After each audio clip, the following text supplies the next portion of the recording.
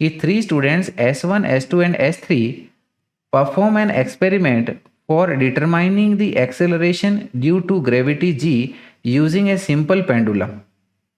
ठीक है, 3 स्टूडेंट्स है S1, S2 और S3, वो एक सिंपल पेंडुलम के through acceleration due to gravity को निकालने की कोशिश कर रहे हैं।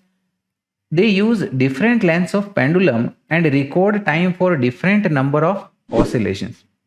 तो वो 3 अलग अलग पेंडुलम्स का इस्तेमाल कर रहे हैं जिनकी लेंथ अलग अलग है, और वो टाइम, उनका एक टाइम पीरियड रिकॉर्ड कर रहे हैं, मेजर कर रहे हैं टाइम पीरियड, यानी कि एक ऑसिलेशन में जितना टाइम लगता है। The observations are as shown in the table. तो इन तीनों स्टूडेंट्स के लिए, ठीक है ना, जो ऑब्जर्वेशंस है वो हमें यहाँ पर टेबल में मेंशन करी है। जैसे कि पहले स्टूडेंट ने पेंडुलम का लेंथ 64 सेंटीमीटर लिया, ठीक है ना, इस दौरान पर इसने 8 ऑसिलेशन के ऑब्जर्व किया, और 8 ऑसिलेशन को जो टाइम पीरियड लग रहा था वो 128 लग रहा था।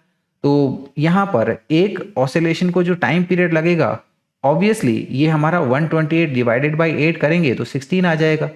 सेम इसी प्रकार से दूसरे स्टूडेंट ने 64 सेंटीमीटर लेंथ का स्ट्रिंग यूज किया एज ए सिंपल पेंडुलम में। 4 ऑसिलेशंस के लिए इसने 64 सेकेंड्स का टाइम ऑब्जर्व किया, और इसने फाइनली नोट डाउन किया कि इसका एक ऑसिलेशन में 16 सेकेंड्स का टाइम लग रहा है।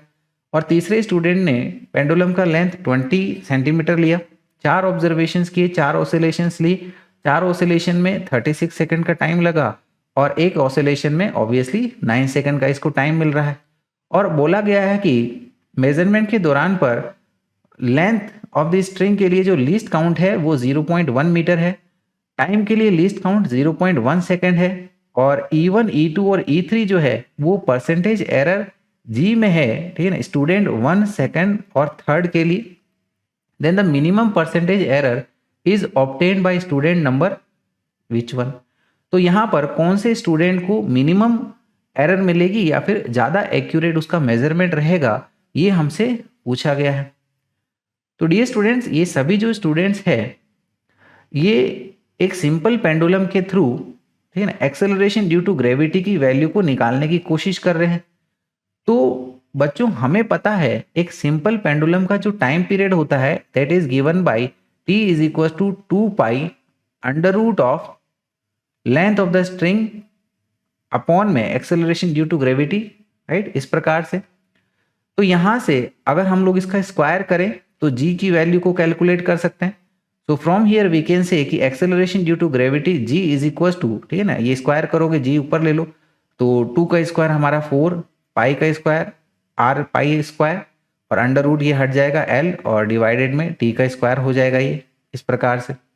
तो हमें यहाँ पर इन्होंने कितनी एरर करी है अपने मेजरमेंट के दौरान पर, ठीक है ना, g के लिए वो हमें बताना है। तो डियर स्टूडेंट, g की जो वैल्यू है वो लेंथ और टाइम पीरियड के ऊपर में डिपेंड कर रही है। तो हम लोग कह सकते हैं कि जो हमारा फ्रैक्शनल एरर g में होगी it will be equal to fractional error in length of the string plus, ठीक है, देखिए टाइम का जो स्क्वायर है, ठीक है ना, तो ये स्क्वायर का 2 सामने आ जाएगा, into fractional error in time period हो जाएगा।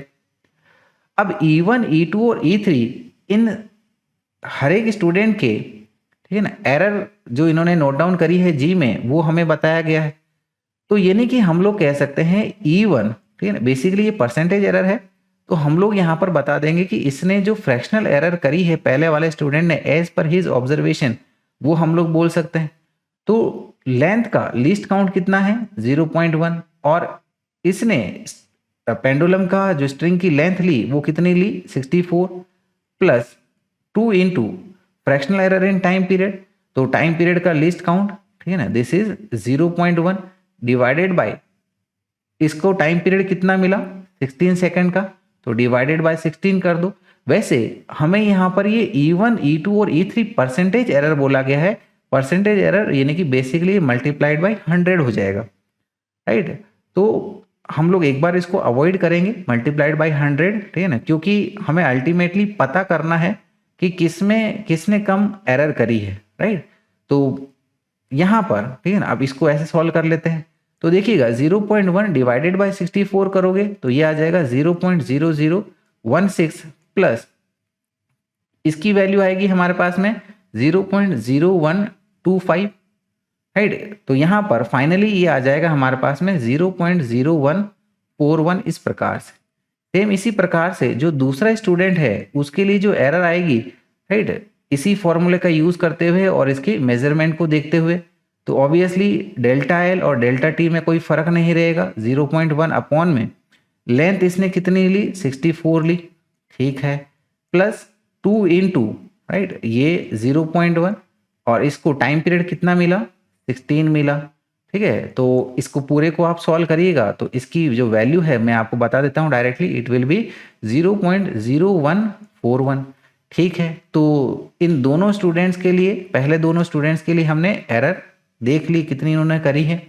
चलिए आगे बढ़ते हैं, फिर तीसरे स्टूडेंट की बात करते हैं। तो तीसरे स्टूडेंट के लिए, राइट, तीसरे स्टूडेंट के लिए ये क्या आ जाएगा, 0.1 और इसने लेंथ स्ट्रिंग की कितनी ली, 20 ली, plus 2 into least count of time period is 0.1 और इसको टाइम पीरियड कितना मिल रहा है, इसको टाइम पीरियड 9 सेकंड का मिला, तो यहाँ पर डिवाइडेड बाय 9 मेंशन कर दो, इज इक्वल टू, ठीक है ना, ये आएगा हमारे पास में 0.005 पहले वाले की वैल्यू प्लस 0.022, तो ये फाइनली आ जाएगा हमारे पास में 0.02 इस प्रकार से।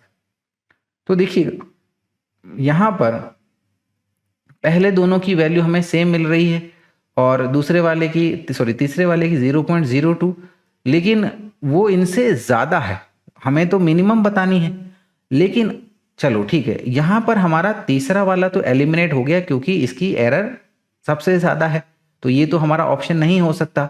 लेकिन अब दुविधा ये है कि E1 और E2 दोनों की वैल्यू सेम आ रही है, तो अब कैसे बताएंगे किसने कम एरर करी है। तो इसके लिए हम लोग इसकी नंबर ऑफ ऑब्जर्वेशंस पे देखेंगे, ठीक है। तो यहाँ पर देखिए पहले वाले ने 8 ऑसिलेशंस टोटल किए और इसने 4 किए। तो डियर स्टूडेंट्स, हमें पता है कि जितने ज़्यादा ऑब्जर्वेशंस करे जाएंगे उतना एरर आपका कम होता जाएगा, राइट। तो इसीलिए हम लोग कह सकते हैं कि पहला वाला जो स्टूडेंट है, ठीक है ना, उसने कम से कम एरर करी है, राइट। भले ही हमारा पहला और दूसरा, ठीक है ना, जो स्टूडेंट है उनकी वैल्यू सेम आई है, लेकिन क्योंकि पहले वाले स्टूडेंट ने नंबर ऑफ ऑब्जर्वेशंस ज़्यादा किए हैं, so we can say as, भले ही हम लोग कहें कि E1 is equal to E2, लेकिन हम लोग ये जरूर कह सकते हैं कि but since number of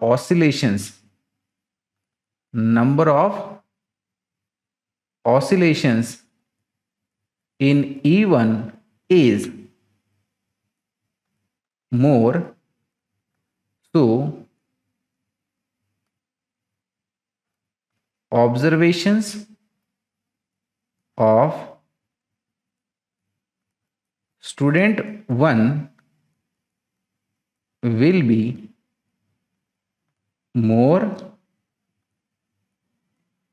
precise and hence will have less error, ठीक है।